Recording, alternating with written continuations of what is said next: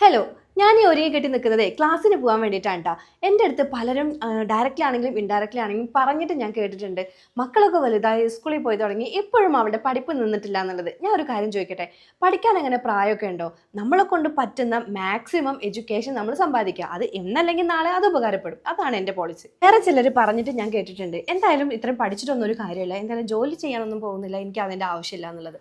എന്നാൽ ഞാനൊരു കാര്യം പറയട്ടെ, നിങ്ങൾ ആരെയാണോ ഡിപ്പെൻഡ് ചെയ്തിട്ട് ജീവിക്കുന്നത്, ചിലപ്പോൾ നിങ്ങളുടെ ഭർത്താവായിരിക്കാം, നിങ്ങളുടെ ഉപ്പയായിരിക്കാം, ഉമ്മയായിരിക്കാം, ആരാണെങ്കിലും എല്ലാ കാലത്തും നിങ്ങളുടെ കൂടെ ഉണ്ടാവുമെന്ന് നിങ്ങൾക്ക് വല്ല ഉറപ്പുണ്ടോ? അങ്ങനെ ഒരു സമയം വരുമ്പോൾ അയ്യോ എന്തെങ്കിലും പഠിച്ചാൽ മതിയായിരുന്നു, എങ്കിൽ ജോലി ചെയ്തിട്ടെങ്കിലും ജീവിക്കായിരുന്നു എന്ന് നിങ്ങൾ ആലോചിച്ചിട്ട് ഒരിക്കലും വിഷമിക്കാൻ പാടില്ല. എന്നാൽ ഇതെല്ലാം കേട്ടിട്ട് സാഹചര്യ സമ്മർദ്ദം മൂലം പഠിക്കാൻ പോകാനോ ജോലി ചെയ്യാനോ പറ്റാത്തവർ ഒരിക്കലും ടെൻഷൻ ആവേണ്ട. നിങ്ങൾക്കുള്ള സൊല്യൂഷൻ ആയിട്ടാണ് ഞാൻ വന്നിട്ടുള്ളത്. എങ്ങനെയാണെന്നല്ലേ, നിങ്ങൾ ഈ മോണ്ടിസോറി കോഴ്സിനെ പറ്റി കേട്ടിട്ടില്ലേ? എന്നാൽ എൻട്രി എലവേറ്റിനെ പറ്റി കേട്ടിട്ടുണ്ടോ?